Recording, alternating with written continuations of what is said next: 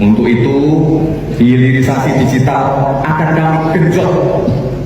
Kita akan siapkan anak-anak muda yang ahli artificial intelligence, anak-anak muda yang ahli blockchain, anak-anak muda yang ahli robotik, anak-anak muda yang ahli perbankan syariah, anak-anak muda yang ahli kripto.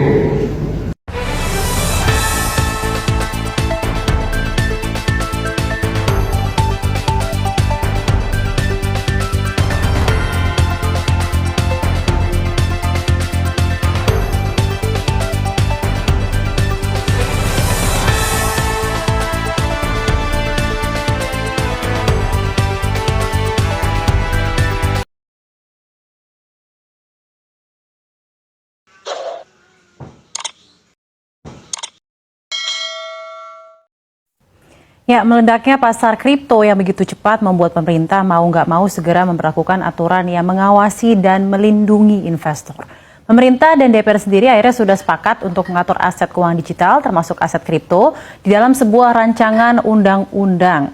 Lalu RUU apa yang akan menjadi payung regulasi kripto di Indonesia, bagaimana sebenarnya transaksi kripto dan historisnya selama ini, dan yang perlu kita amati juga tentang keputusan berinvestasi di kripto ini, sebenarnya kontroversi-kontroversi apa sih yang masih membayangi investasi kripto tidak hanya di Indonesia namun juga di global. Kita akan bahas lengkapnya di Dulu Haram, kini kripto menjadi legal.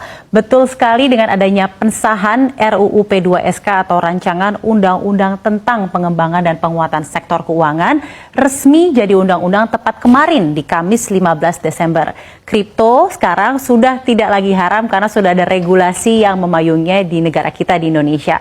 Pemerintah dan DPR bilang alasan dari adanya regulasi ini adalah karena sektor keuangan Indonesia menghadapi tantangan dari munculnya instrumen keuangan yang kompleks dan berisiko tinggi seperti kripto ini. Nah, ketentuan aturan transaksi kripto ini semuanya diatur di dalam bab 16 ya, tentang inovasi teknologi sektor keuangan atau ITSK, dan pengaturan serta pengawasan aset kripto via OJK nantinya akan di bawah Kepala Eksekutif Pengawas ITSK, Aset Keuangan Digital dan Aset Kripto. Ini sejalan dengan adanya rencana 2 penambahan susunan Dewan Komisioner di OJK sendiri.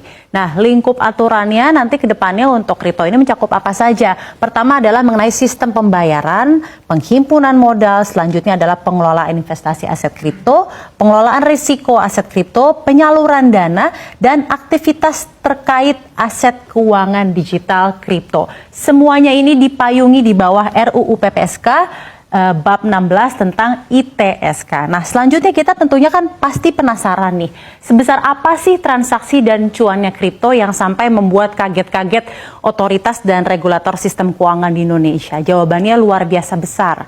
Dan gak hanya itu, luar biasa cepat juga pertumbuhannya. Bahkan Menko Sri Mulyani sampai berkata bahwa fenomena ini disebut crypto boom.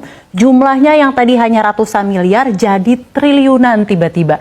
Tiba-tiba bust dalam semalam, dan itu adalah masalah tata kelola. Jadi semakin jelas ya kenapa pemerintah bersikukuh banget nih agar kripto harus diregulasi. Karena memang volatilitasnya sangat tinggi dari kripto sendiri dan menunjukkan perlunya kecukupan kerangka pengaturan dan pengawasan yang memadai untuk melindungi investor